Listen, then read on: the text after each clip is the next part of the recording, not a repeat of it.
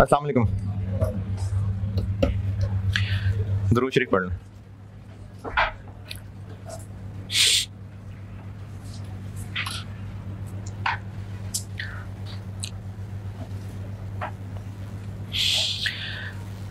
आज है 29 तारीख, कल होगी 30 तारीख और परसों होगी 1 मई।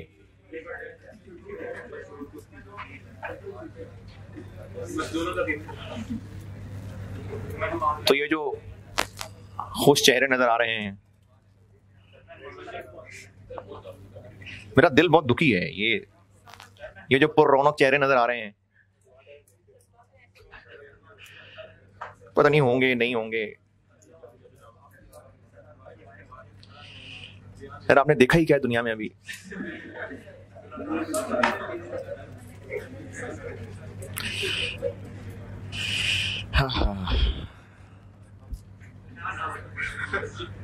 चंद घड़ियां रह गई हैं, चलें आखिरी सवाल करते जाते हैं। अरे नहीं यार, देखें जिसने जाना है वो लीज तो कम से कम पूरा लेके जाए ना। लीज तो पढ़ के जाए ना, लीज तो खत्म करके जाए ना।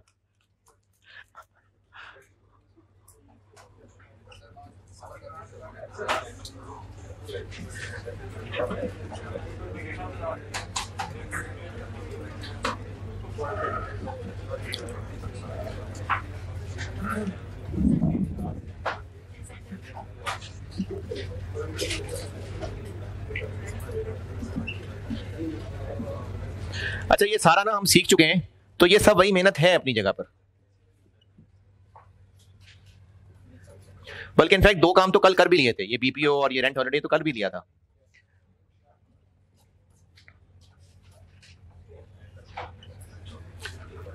ये बिल्कुल वैसे ही है जैसे लीज इंसेंटिव क्या था कि पेमेंट में एज अ नेगेटिव होता है, यहां भी एज अ नेगेटिव ही है। बीपीओ, पेनल्टी, रेंट हॉलिडे सब वही है जैसे पहले कर रहे थे। हाँ, जीआरवी का कुछ फर्क है, वो देख लेते हैं। ये देखते हैं जी कि जीआरवी का क्या करें।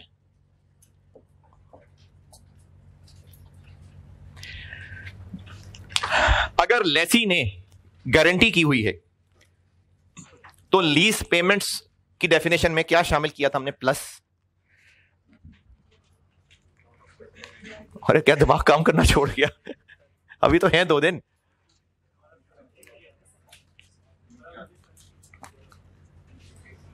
यार कितने प्यारे प्यारे बच्चे हुआ करते थे।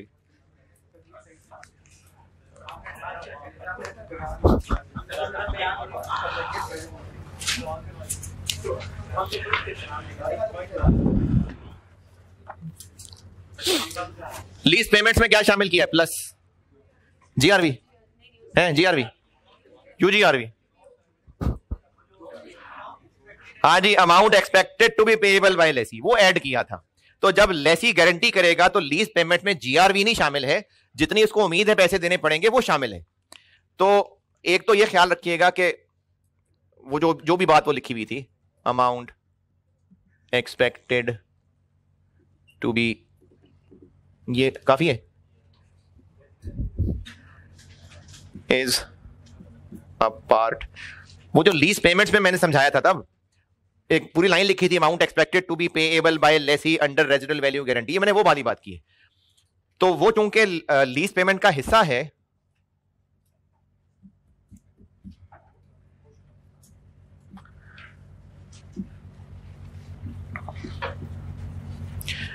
तो भूल नहीं जाना इसको डिस्काउंट करना, भूल जाते हैं लोग।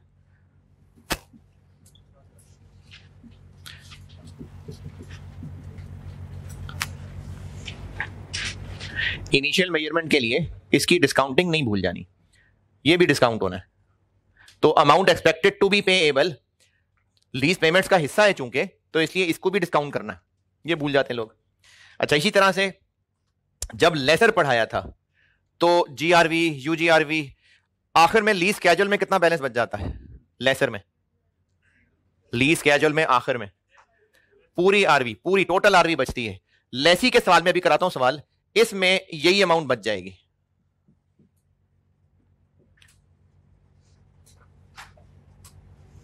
यही वाली अमाउंट ये बच जाएगी।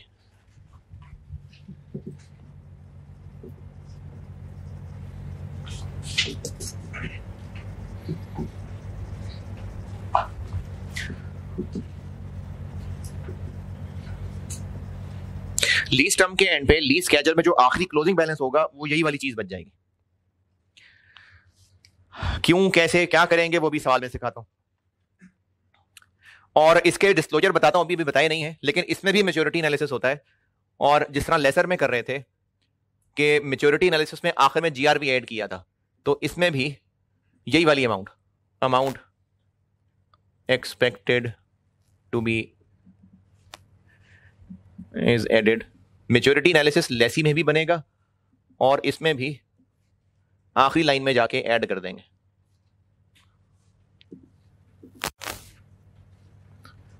लेसी का डिस्क्लोजर बताता हूं भी, इसमें भी एक मैच्योरिटी एनालिसिस होता है। तो इसी amount expected to be payable को मैच्योरिटी एनालिसिस की आखिरी लाइन में ऐड कर देंगे। इसकी कर लेते हैं प्रैक्टिस।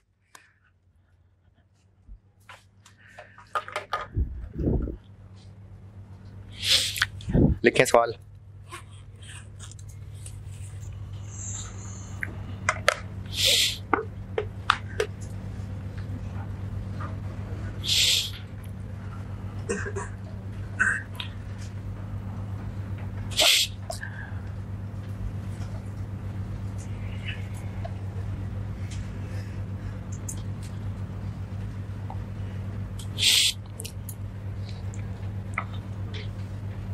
नोटेड करें नोट करें।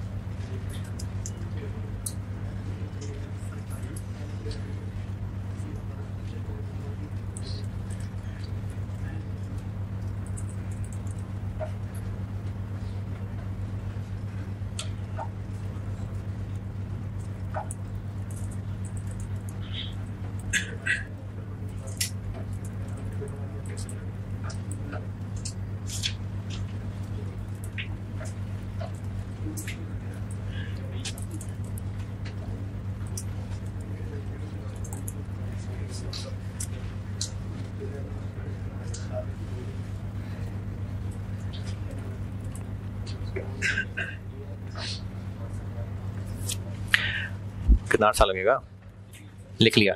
चलें सवाल लिखें। लीज टर्म 4 साल, lease term 4 years, commencement 1 January 22,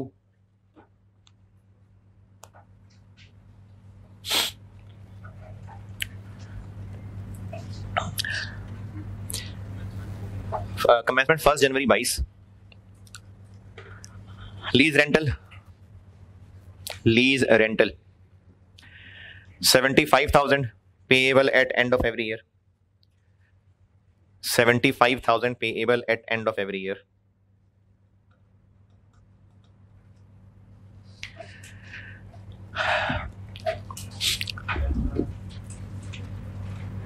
कल वाला एक सवाल पूरा करने को कहा था, फिर किया। लेसर था ऑपरेटिंग लीज, अगर कोई फाइनेंस लीज करता रहा तो ऑपरेटिंग लीज था वो।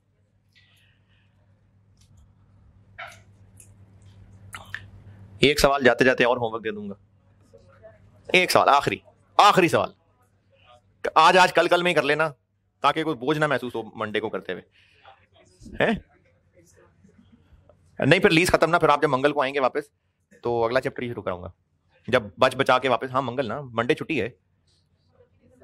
मंगल की किस खुशी में? नहीं वो तो मंडे बहुत है,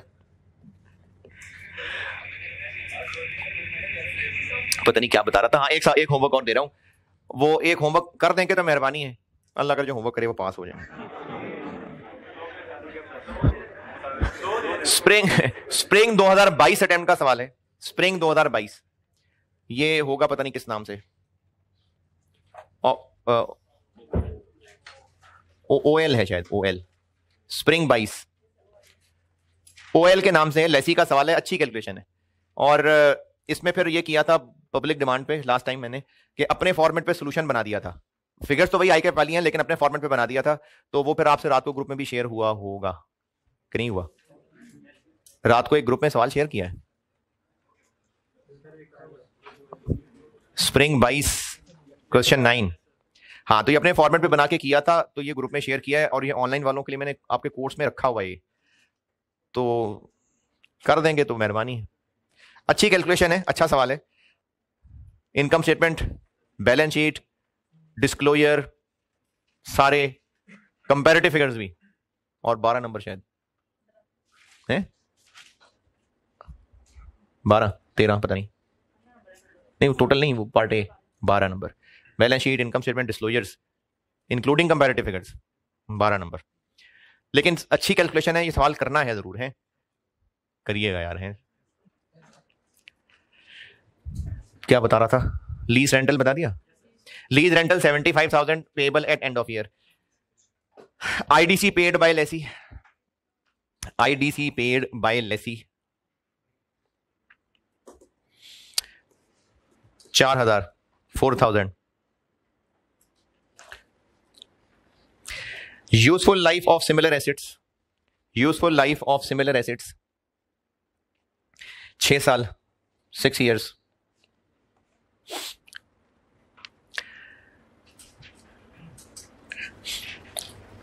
expected residual value, expected residual value at end of lease term, at end of lease term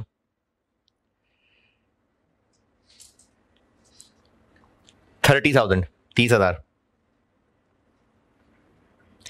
residual value guarantee given by lessee, lessee ने गारंटी कर दिया है जज्बात में आके 40,000,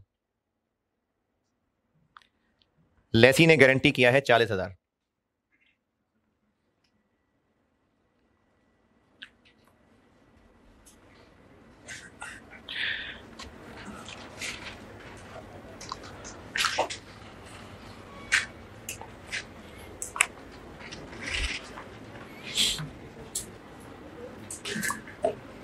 और क्या रह गया? Implicit rate, implicit rate 11%, 11%। Lease incentive, lease incentive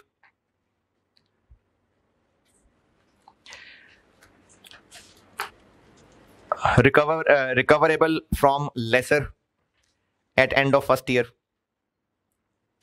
lease incentive lessor से मिलेगा at end of first year 3,000 रुपए, 3,000। और रेंटल हो गया। चलें बस, रिक्वायर्ड है, काफी सारा कुछ रिक्वायर्ड है। Number 1, entries income statement extracts, SOFP extracts 2022 के। एंट्रीज भी एसओसीआई, एसओएफपी एक्सट्रैक्ट्स 2022 के। और दूसरी रिक्वायरमेंट है journal entries at end of lease term if asset is sold by lessor. पहली रिक्वायरमेंट है सिर्फ 2022 की, एंट्रीज भी, एसओसीआई भी, एसओएफपी भी। दूसरी रिक्वायरमेंट बताइए मैंने, जब लीज टर्म खत्म हो जाएगी, एसेट वापस चला जाएगा, तो उस वक्त क्या एंट्री होगी? If asset is sold by lessor for. अच्छा, फॉर के बाद 2 सिनेरियो कर लेते हैं। पहला है 25,000, 25,000, और दूसरा कर लें 43,000, 43। चलें जी, मुझसे रिक्वायर्ड है।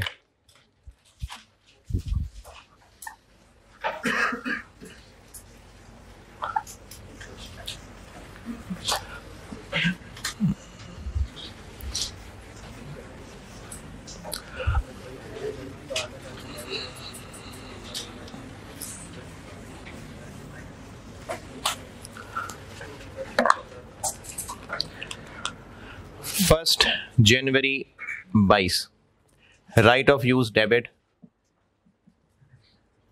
Lease liability credit. करें भाई कैलकुलेट, इनिशियल अमाउंट करिए कैलकुलेट।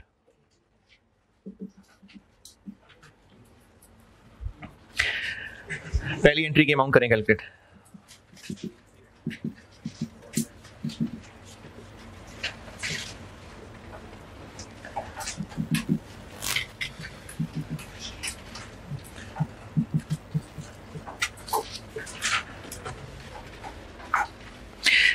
पहली एंट्री की अमाउंट करें।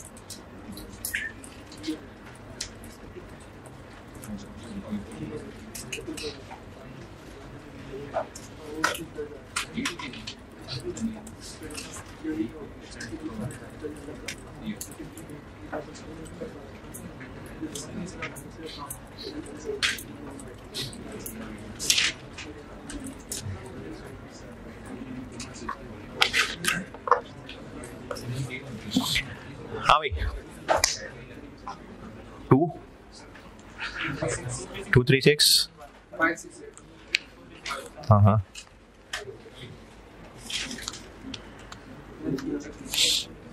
चले, पता नहीं सही कह रहे होंगे। कैलकुलेट कोशिश यार सारे किया करें ना। अच्छा चले, लग सही रहा है।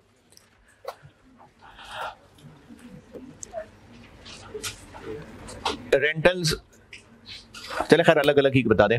रेंटल्स की पीवी 75,000 1 माइनस 1.11 पावर 4.11। इसका बताएं क्या बना। आपने इकट्ठे किया होगा, वैसे ही अलग ही बता दें। 277 यार ये सामने फार्मूला लिखा हुआ है, इसको कैलकुलेट करने को कह रहा हूं। 232683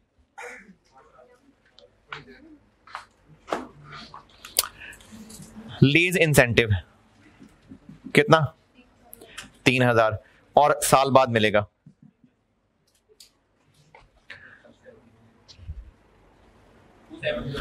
2703 माइनस, और amount expected to be payable 10,000। क्योंकि जीआरवी 40 है, जबकि अभी से इसको उम्मीद है कि बिकना ये 30 का है, तो 10,000 इसको पे करने पड़ जाने हैं। तो उस 10,000 को हम लीज पेमेंट में शामिल करेंगे। 6587 236 567 10,000 में कोई एतराज। 40 की गारंटी दे दी है, जबकि बिकने की उम्मीद 30 की है, तो इसलिए 10,000 उसको एक्स्ट्रा देने पड़ जाएंगे। वो है लेसी की लीज पेमेंट्स का हिस्सा। अच्छा 2700 ऐड होगा लेस होगा, तो लेसी को तो पैसे मिल रहे हैं।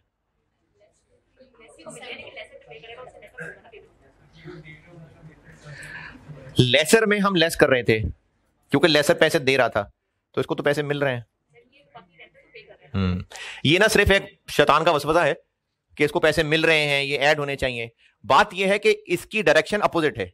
जब लेसर पढ़ रहे थे तो लेसर को पैसे मिलते थे और ये इंसेंटिव देता था नेट। लेसी पैसे दे रहा है और उसको इंसेंटिव मिल रहा है, होगा नेट ही। लेसर का सवाल है तो भी वो लीज पेमेंट्स में माइनस था, और लेसी का सवाल है तो भी ये इंसेंटिव लीज पेमेंट में माइनस ही है, क्योंकि डायरेक्शन फर्क है। लेसर पैसे बाकी रिसीव कर रहा होता था, इंसेंटिव पे कर रहा होता था, इसलिए लेस करते थे। लेसी बाकी पैसे पे कर रहा है, इंसेंटिव रिसीव कर रहा है, इसलिए अगेन यहां लेस ही है। तो लीज इंसेंटिव का जो सलूक लेसर में कर रहे थे वही सलूक यहां भी है। तो इनिशियल एंट्री बन गई 236।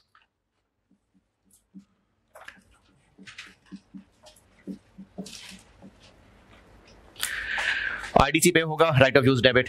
फिर 31 दिसंबर पे एक तो होगी depreciation charge, depreciation debit, accumulated depreciation credit. कितनी?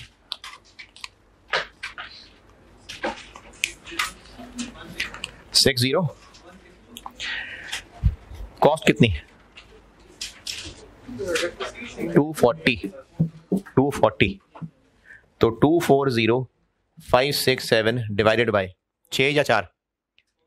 क्यों 4? क्योंकि जीआरवी है तो एसेट वापस जाना है तो जीआरवी है ना, और जब एसेट वापस जाना है तो फिर 4 पे 60164। और ईयर एंड पे डेप्रिसिएशन के अलावा इंटरेस्ट आएगा, इंटरेस्ट एक्सपेंस डेबिट और लीज लाइबिलिटी क्रेडिट। इसके लिए कर लेते हैं वर्किंग।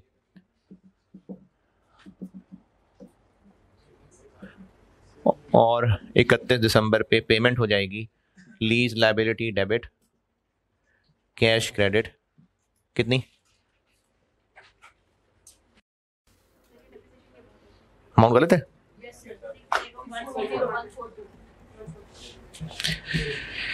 142।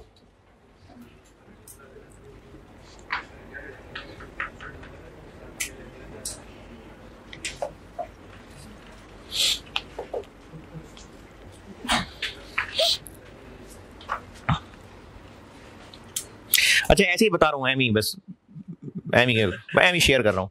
FAR 1 में मैंने सिर्फ I16 खत्म किया है, ऐसी बस एक न्यूज शेयर किया आपसे। FAR 1 अभी I16 तक एंड किया मैंने, ऐसी है। To whom it may concern है।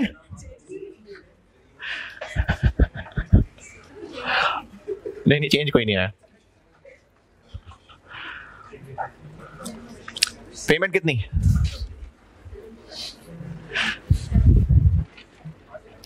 72।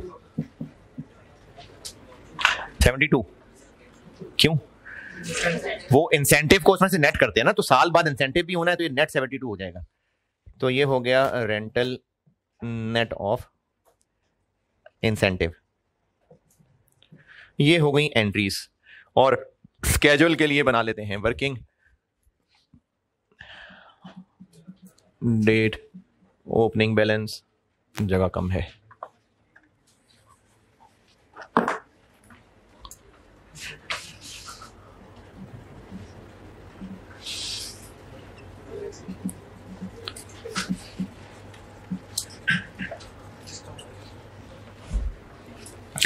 इकतीस दिसंबर 22 स्टार्टिंग पॉइंट हो गया 236567। इंटरेस्ट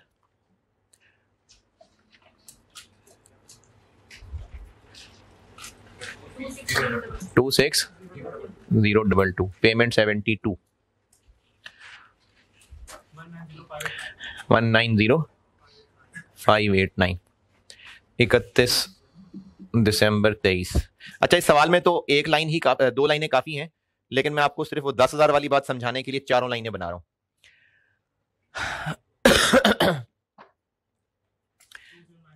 209657 75,000। ये पहला वाला सिर्फ 72 है, बाकी 75।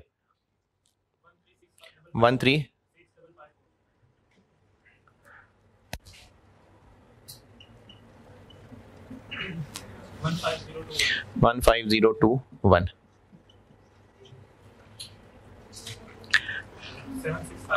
76575 8425। यहाँ क्या लिखूं?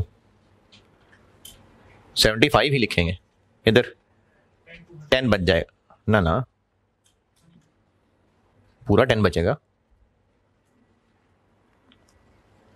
पूरा 10 बचेगा यार। 575 425 10 क्यों बच गया?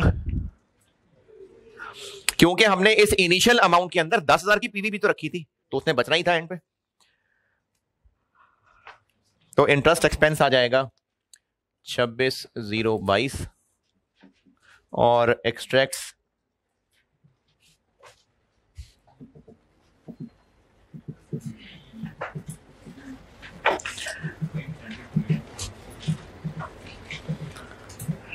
Non current assets, non current liabilities और करंट लायबिलिटीज। इनकम स्टेटमेंट के अंदर डेप्रिसिएशन और इंटरेस्ट। डेप्रिसिएशन 6014। अच्छा, ऑन अ सीरियस नोट, अल्लाह ताला आपको कामयाब करे, लेकिन ये होमवर्क बहुत जरूरी है यार, ये करके आइएगा। बहुत अच्छा सवाल है, होमवर्क जरूर करें, वरना फिर नहीं करते ना, फिर वो डिस्कशन से रह जाता है। 26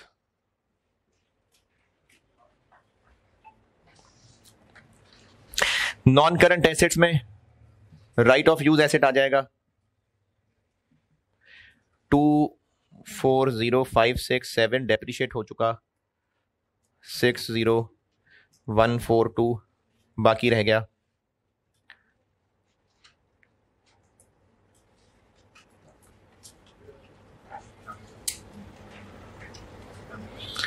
1180425। और नॉन करंट लायबिलिटी में कितना आएगा? हम यहां खड़े हैं, इधर पहली लाइन जी। नॉन करंट में नॉन करंट 136,554। करंट में 190,589 में से ये निकाल देते हैं जी, 540।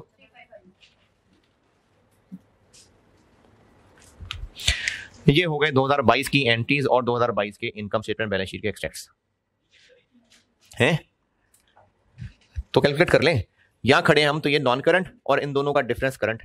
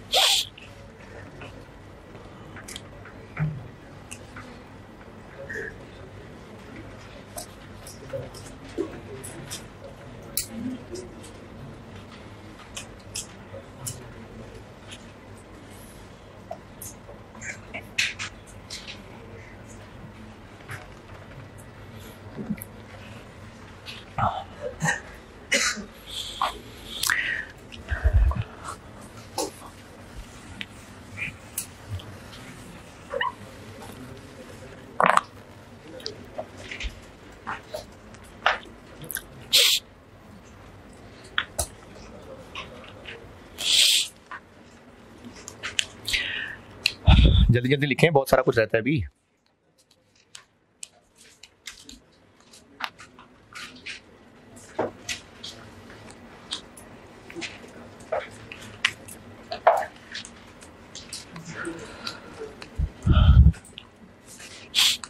फारिग लग रहे हैं, लिख ही दिया होगा। दूसरे पार्ट में एंड पे मैंने एंट्रीज पूछी हैं, तो एक तो 31 दिसंबर 25 पे वो एसेट वापस कर देगा। अच्छा, ऐसी नॉलेज के लिए बता रहा हूँ, एग्जाम में ना इस तरह की एंट्रीज नहीं होती हैं, लेकिन फिर भी कंप्लीटनेस के लिए बता रहा हूँ। राइट ऑफ यूज तो हो जाएगा पूरा फारिग, वो तो डेप्रिशिएट होके एंड पे बुक्स में से निकाल देंगे। ये बुक्स में से निकालने की एंट्री हो गई, फुली डेप्रिशिएट हो गया, खत्म हो गया, बुक्स में से निकाल दिया। लेकिन ये कोई एग्जाम में इतनी फेवरेट एंट्री नहीं होती है, ये बुक्स में से निकाल दिया, ये क्या किया है, खत्म हो गया ना, डेप्रिशिएट होकर खत्म हो गया, तो इसको ऑफसेट करके बुक्स में से हटा दिया। हाँ, जब बेचे वापस करेगा तो लेसी गारंटी दे चुका था 40 की। अब अगर ये 40 से ज्यादा बिका तो लेसी की बचत है, और अगर कम बिका तो लेसी को 40,000 देना पड़ेगा। नहीं, जितना डिफरेंस है वो देना पड़ेगा। तो एक मैंने रखा था कि ये सेल हुआ 25,000 का, और एक रखा था मैंने कि ये 43 का। अच्छा, अगर तो 43 का बिका तो लेसी ने कितनी गारंटी की हुई थी, 40, तो लेसी को पैसे देने पड़ेंगे नहीं, तो लेसी की जिम्मेदारी हो गई खत्म। लीज लायबिलिटी 10,000 बुक्स में रखी हुई थी, खत्म हो गई, नहीं देने पड़े, जान बच गई, खत्म लायबिलिटी। तो फिर लायबिलिटी तो कर दी डेबिट, बस जान बच गई, लायबिलिटी डेबिट, बचत हो गई, क्रेडिट बचत हो गई, इनकम बन जाएगी, बस जान बच गई, खत्म बात, जिम्मेदारी खत्म हो गई इसकी। लेकिन अगर 25 का बिका तो लेसी को 15,000 रुपए पे करना पड़ेगा। अच्छा, जब पे करना पड़ेगा तो जिम्मेदारी तो बहरहाल फिर भी उसकी खत्म हो ही रही होगी, लेकिन कैश जेब से जा रहा होगा 15,000, तो वो जो एक्स्ट्रा 5 देना पड़ गया वो P&L।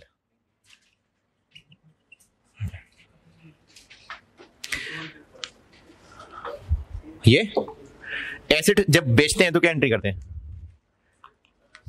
Cash debit, accumulated debit, asset credit और प्रॉफिट या लॉस।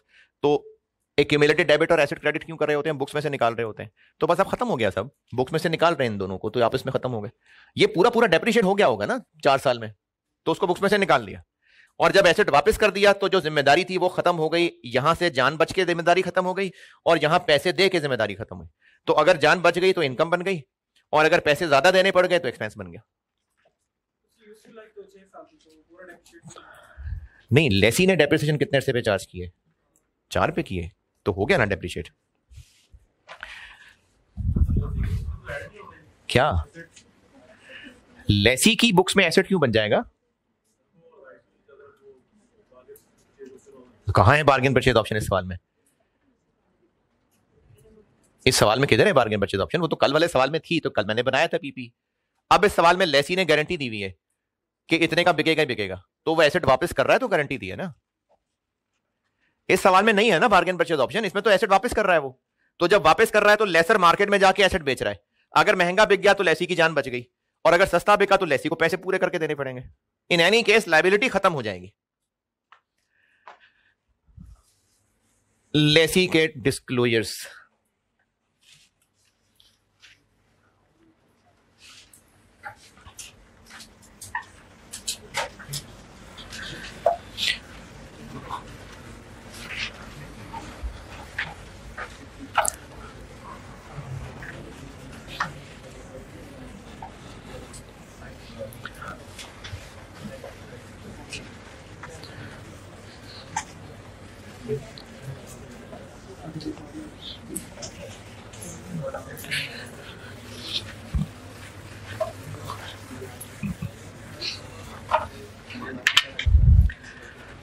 लेसी के डिस्क्लोजर्स,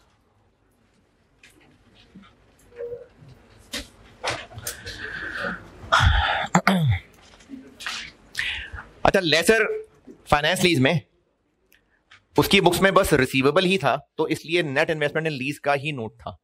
लेकिन लेसी की बुक्स में 2 चीजें, राइट ऑफ यूज भी है तो इसका भी कोई नोट है, और लीज लायबिलिटी भी है तो उसका भी नोट है। राइट ऑफ यूज का जो नोट है ना, वो कोई डिफरेंट चीज नहीं है, ये तो वही है, सेम नोट ऑफ पीपीई, या अगर इन्वेस्टमेंट प्रॉपर्टी है तो, यानी राइट ऑफ यूज तो इसके लिए पीपीई होगा, और वही IAS 16 वाला नोट बना रहा होगा। तो इसमें तो IFRS 16 ने कुछ नहीं बताना, ये तो वही IS 16 में जो सीखा था वही है।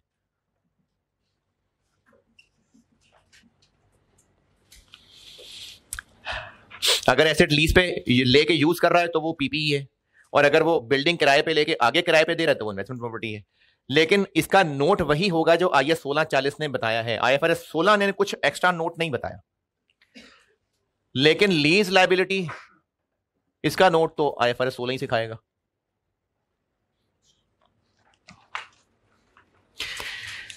तो लीज लायबिलिटी के नोट में नंबर 8 कह लेते हैं, लेट्स से लीज लायबिलिटीज।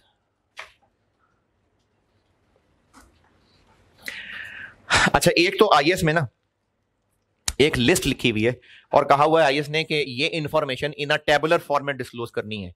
तो अब टेबुलर फॉर्मेट में क्या साइंस है, तो उसके लिए मैंने ना इसको ऐसे किया कि लिस्ट बना लेते हैं, उसके बाद डब्बा बना देना, टेबल बन जाएगा। तो उस लिस्ट में कुछ चीजें हैं जिनमें फॉर द ईयर है, तो ऐसा करते हैं फॉर द ईयर कॉमन ले लेते हैं। और अब ये एक लिस्ट ऑफ आइटम्स है जो डिस्क्लोज करनी होती हैं, जिनमें अच्छा इनका कोई टोटल नहीं होना, बस एक लिस्ट है जो वैल्यूज बतानी है, सब फॉर द ईयर होंगी। तो इस नोट के अंदर फॉर द ईयर और वो सारी फिगर्स बतानी है। वो फिगर्स क्या हैं? एक तो है डेप्रिसिएशन फॉर द ईयर, लेकिन बार बार लिखने की बजाय बस फॉर द ईयर ऊपर कह दिया। फिर एक है लीज लायबिलिटी पे इंटरेस्ट फॉर द ईयर, वो ऊपर लिख लिया। फिर एक चीज है, ये अभी मैं पढ़ाता हूं उस नोट के बाद, expense relating to short term lease, ये बताना भी क्या होता है। फिर एक चौथी चीज है expense relating to lease of low value asset, और फिर एक चीज है total cash flow for lease, यानी टोटल जेब से इस साल पैसे कितने गए। तो ये एक लिस्ट बना के इसके डब्बा बना देना, ये हो जाएगा tabular format. Depreciation on right of use asset लिखा है, इंटरेस्ट ऑन लीज लायबिलिटी लिखा है, expense relating to short term lease लिखा है, expense relating to lease of low value asset लिखा है, total cash flows for lease लिखा है। डेप्रिसिएशन इंटरेस्ट ये निकाल चुके, total cash flows for lease मतलब इस साल जो टोटल पैसे दिए हैं, ये दोनों चीजें बतानी है अभी आज अभी। हाँ जी हाँ जी हाँ जी।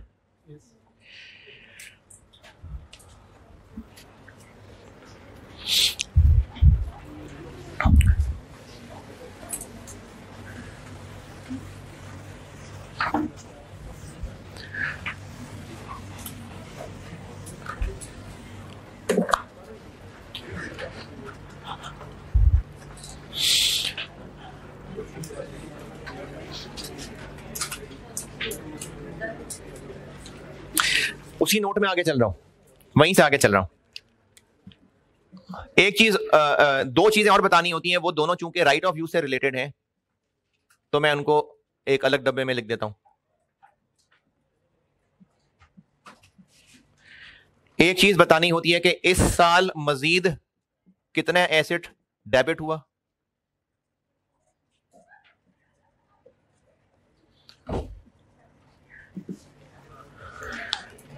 Addition to right of use during the year, यानी इस साल मजीद कितना राइट ऑफ यूज डेबिट हुआ, ये बताना है।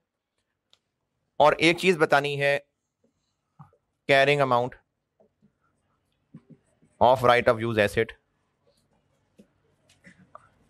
Eight end of year.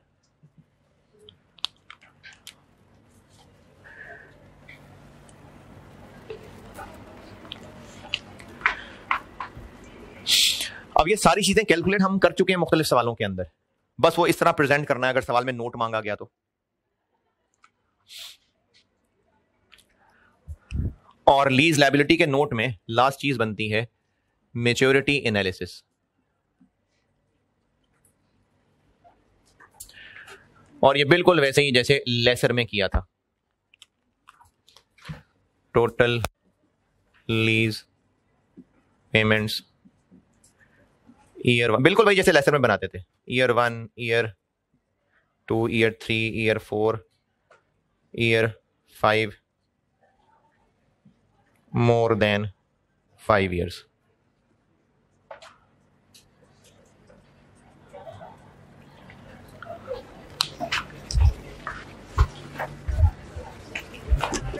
बेटे शोर नहीं करो, वहां जाके बैठ जाओ, शोर नहीं करो उधर।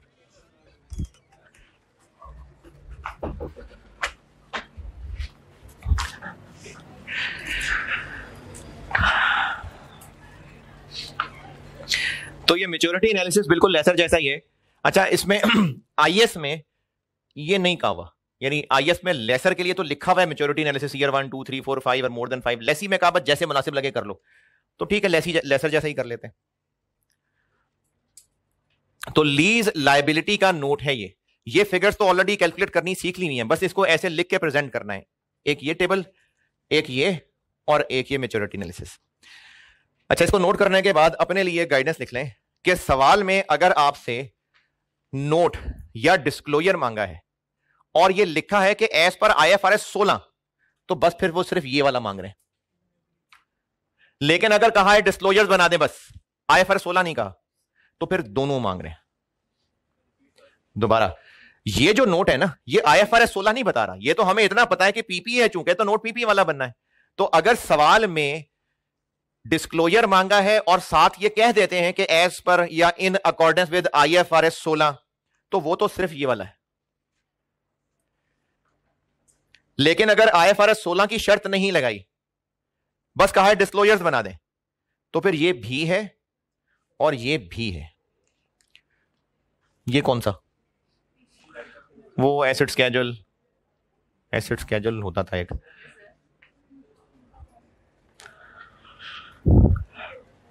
ये हैं बुक्स ऑफ लेसी के डिस्क्लोजर्स। इसके बाद आपकी क्लास तो कोई नहीं होती ना, कॉस्ट के अलावा है? कॉस्ट के अलावा तो कोई नहीं है ना? हाँ, तो बस अभी चल रही क्लास।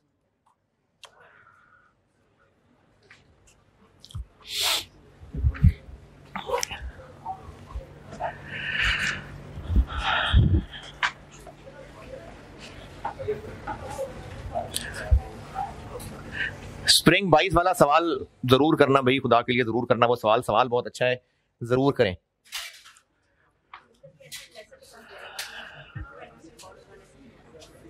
लेसर के पास जब जाएगा तो वो पहले किया था ना, जब मैंने जीआरवी पढ़ाया था ना, तब मैंने एक सवाल कराया था। लेसर के पास वो एंड पे टोटल आरवी बची हुई थी, उस पे उसने पीपी डेबिट किया था, तो वो किया हुआ है मैंने।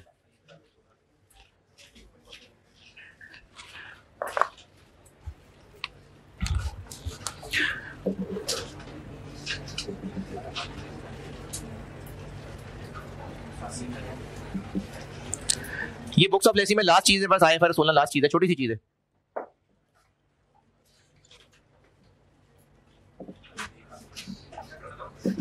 हाँ जी,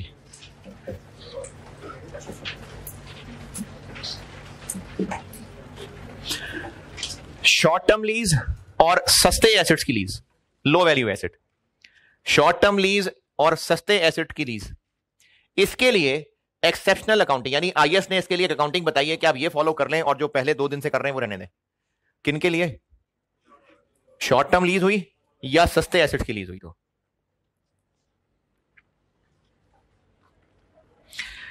अच्छा, ये हेडिंग देखें, एक तो बात आप उर्दू में ही लिख लें, ये एमसीक्यूज में टेस्ट हो सकती है कि ये वाली जो अकाउंटिंग बताने लगा हूं ना, ये आईएएस की तरफ से इजाजत है, जबरदस्ती नहीं है। यानी लेसी चाहे तो वो इन दोनों के लिए ये वाला तरीका ऑप्ट कर सकता है, और अगर ना चाहे तो अकाउंटिंग ही ना करे, जैसे पहले कर रहे थे वैसे करे। तो ये चीज एमसीक्यूज में हो सकती है टेस्ट। इन दोनों के लिए आईएएस ने ऑप्शन दी है कि लेसी चाहे तो वो ये वाली अकाउंटिंग फॉलो कर सकता है जो मैंने बतानी है, अगर चाहे तो ये ऑप्शनल है, ये जबरदस्ती नहीं है। अच्छा, ये अकाउंटिंग है क्या, उससे पहले ये बात जान लें कि शॉर्ट टर्म लीज क्या होती है और सस्ते एसेट्स क्या होते हैं।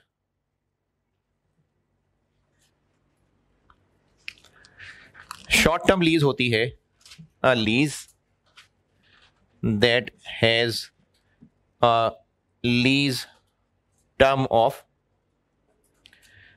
12 महीने और लेस।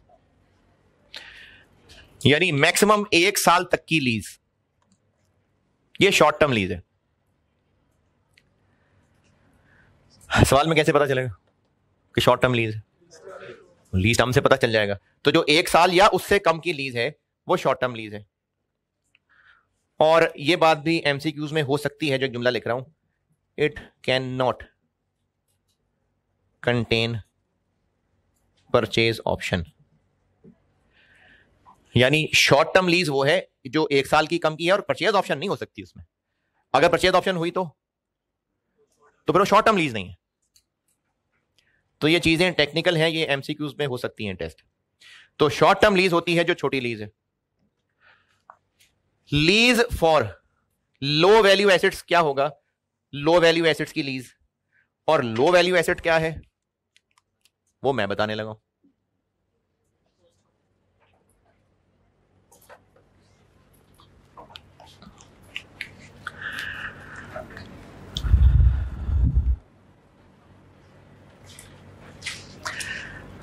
अच्छा, मतलब तो जो उसके नाम से पता लग रहा है वही है क्या? सस्ता एसेट। तो इसको ये तो समझाने की जरूरत नहीं है कि लो वैल्यू एसेट क्या है, मतलब सस्ता एसेट है। लेकिन ये कैसे फैसला होगा कि सस्ता है कि नहीं? 5 लाख वाला क्या सस्ता है महंगा? हाँ जी, सस्ता है। अच्छा, अब कंपेयर किससे करना है? यानी ये फैसला करना किसने है कि महंगा है कि सस्ता है? तो ये ना स्टूडेंट ने करना है, क्योंकि स्टूडेंट के लिए तो 5 लाख महंगा ही है, ना लेसी ने करना है। ये फैसला पूरी इकोनॉमी के हिसाब से होगा। तो इसकी शान में कुछ 2 पॉइंट्स लिख लें। लो वैल्यू एसेट्स क्या है वो नाम से जो पता, मतलब आपको ये मतलब नहीं बताने लगा कि लो वैल्यू एसेट क्या होता है, वो सस्ता एसेट ही होता है। लेकिन ये फैसला कैसे होगा कि सस्ता एसेट है, इसके लिए 2 बातें बता रहा हूं। लिखे पहली बात,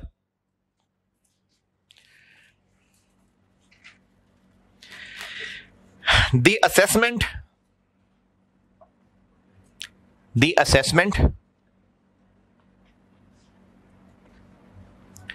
of whether an asset is of low value, the assessment of whether an asset is of low value, यानी ये जो फैसला है ना कि सस्ता है कि नहीं है, the assessment of whether an asset is of low value is performed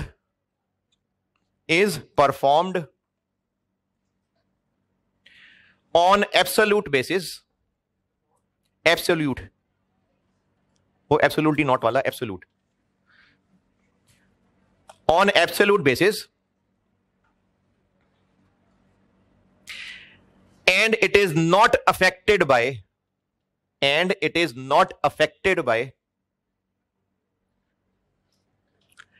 the size, nature or circumstances, size, nature or circumstances of lessee, इस बात का मतलब यह है कि यह लेसी की औकात देख के फैसला नहीं होना, यह उस मुल्क के हिसाब से फैसला होगा। यह मतलब है इस पॉइंट का। तो इसका मतलब है कि आपको सवाल वाला बताएगा, फिर अगर लो वैल्यू एसेट हुआ तो सवाल वाला बताएगा, क्योंकि स्टूडेंट थोड़ी पहचान सकता है। और दूसरा पॉइंट लिखें इसकी शान में,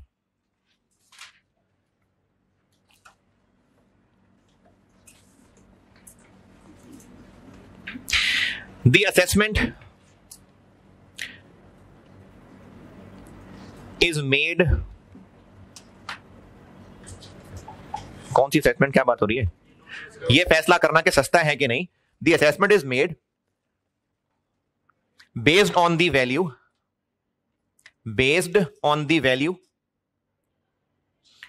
of the asset,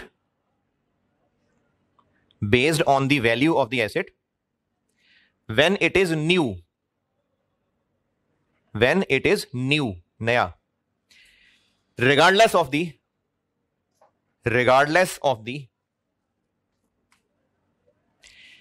age of the asset being leased। क्या मतलब समझ आ रहा है? कि अगर हम कोई पुराना सा यूज्ड एसेट लीज पे ले रहे हैं तो वो तो शायद सस्ता ही हो, लेकिन उसको सस्ता नहीं कहना। देखना है कि जब ये नया था तो कितने का था। अगर नया भी सस्ता था तो ये सस्ता एसेट कहलाएगा, लेकिन अगर नया महंगा था तो फिर ये सस्ता एसेट नहीं है।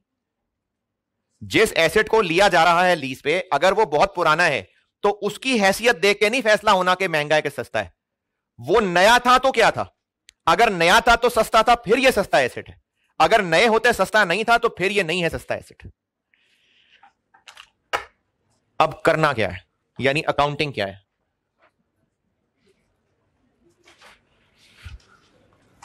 तो करना यह है कि ना राइट ऑफ यूज, ना कोई लीज लायबिलिटी, बस सादी सी अकाउंटिंग। क्या सादी सी अकाउंटिंग? जो पैसे दे रहे हैं, जो खर्चा पड़ रहा है वो एक्सपेंस। हां, इतना जरूर तमीज कर लेंगे कि total lease payments shall be recognized as expense over lease term using straight line basis unless any other systematic basis is more representative of benefit pattern। कोई जानी पहचानी बात? लेसर में ऑपरेटिंग लीज में इस तरह की बात लिखी थी। तो आसान अल्फाज में इसका मतलब यह है कि सारे पैसे जमा करके बराबर महीनों पे बांट दें, बस एक्सपेंस, सिंपली एक्सपेंस, कोई राइट ऑफ यूज नहीं, कोई लीज लायबिलिटी नहीं। इस कहानी का मतलब यह है, इस कहानी का मतलब यह है कि right of use, lease liability कुछ भी नहीं है। इंटरेस्ट है, इंटरेस्ट, डेप्रिसिएशन नहीं, कुछ नहीं, बस जितने टोटल पैसे देने हैं उसको पीरियड पे बांट दें बराबर एक्सपेंस। और जो कमी बेशी है, पैसे कम दिए हैं अभी, वो प्रीपेड, एक्रूड, सब बिल्कुल बुनियादी सी जो अकाउंटिंग है ना, ये वो।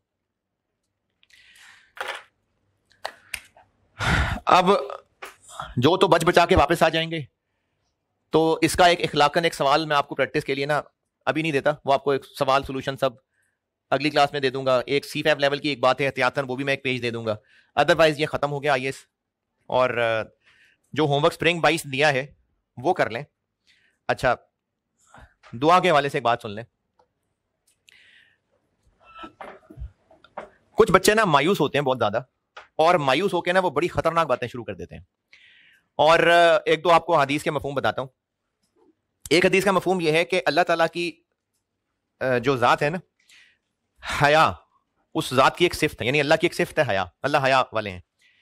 तो जब कोई मांगने के लिए अल्लाह से दुआ में हाथ उठाता है तो अल्लाह को उसकी दुआ रद्द करते हुए हया महसूस होती है। तो अल्लाह मांगने वाले को बिल्कुल देते हैं। एक और हदीस का मफहूम यह है कि अल्लाह ताला दुआएं सुनते हैं, कबूल करते हैं, जब तक कि इंसान ये ना कहने लग जाए कि अल्लाह मेरी नहीं सुनता। बस फिर उसने इतनी ज्यादा नाशुक्री कर दिया कि फिर वो राइट ऑफ। अदरवाइज अल्लाह दुआएं सुनते हैं, बिल्कुल सुनते हैं। तो मायूस नहीं होना।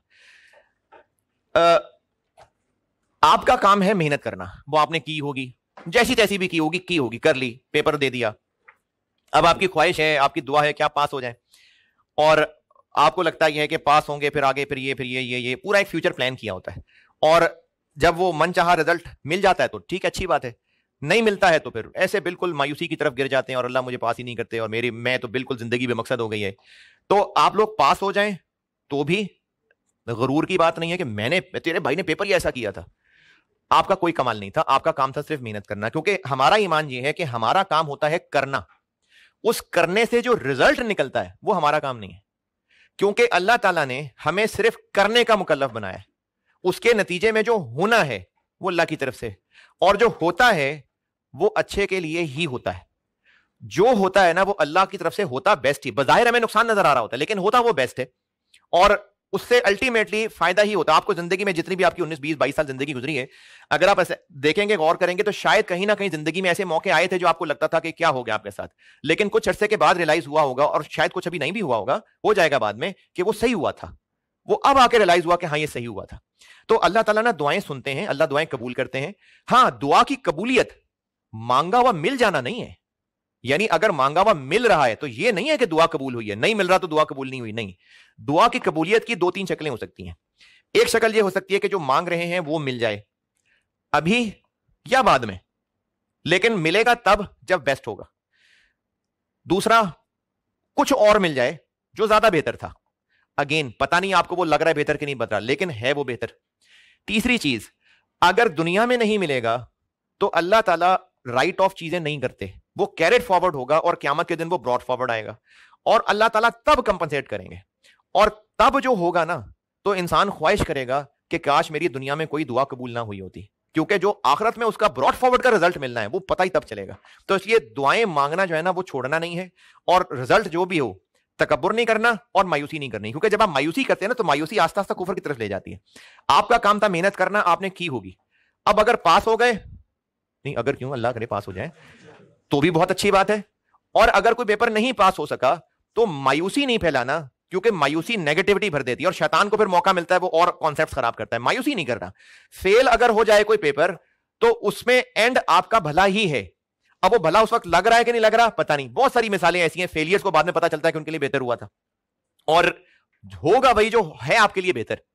दुआ आखिर तक करनी ही है, यानी अगर आपको अभी लगता है ना कि अब तो पेपर हो गया जो होना था, अब वो दुआ से कौन सा बदल जाना है, और अब तो रिजल्ट भी बन गया होगा, अब तो पेपर चेक भी हो गए होंगे, कौन सी दुआओं से आपने फूंक मारनी है और सब चेंज हो जाना है, तो अल्लाह ताला को क्या अभी इस वक्त ये इल्म नहीं है कि आपने 1 मई की सुबह क्या दुआ करनी है? आपने 30 अप्रैल की रात को क्या दुआ करनी है? ये अल्लाह को इल्म है। तो आपकी उस दुआ की कबूलियत में ही आपका पेपर अच्छा हो गया था, आपकी उस दुआ की कबूलियत में ही जो पेपर मार्क करने वाला था वो सॉफ्ट हार्टेड था, ये उस दुआ की कबूलियत में ही हो गया हुआ था पहले। तो इसलिए दुआएं मांगने में कमी नहीं करिएगा, और उसका जो भी रिजल्ट हो मायूसी नहीं करनी, और फजूल बातें जो है ना वो ना करनी है, ना सोचनी है, ना दूसरों को कहनी। बाकी दुआ बिल्कुल कर लेते हैं, अल्लाह ताला आपको कामयाब करे। मेरे लिए भी दुआ कर लेना डिस्टिंक्शन की, और करते हैं सारे जी अपने लिए दुआ कर लें, सबके लिए कर लें।